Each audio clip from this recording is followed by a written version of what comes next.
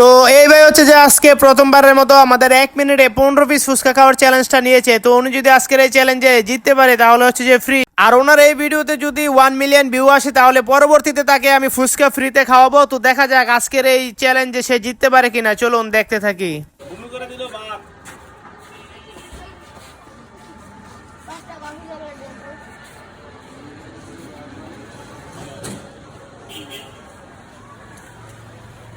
30 second, অর্ধেক শেষ, অর্ধেক হাফ শেষ।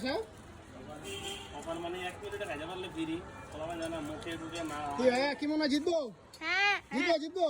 ঠিক আছে, দেখা যাক। বন্ধুরা কনফিডেন্স মানে এই দিশে উৎসাহ দিচ্ছে।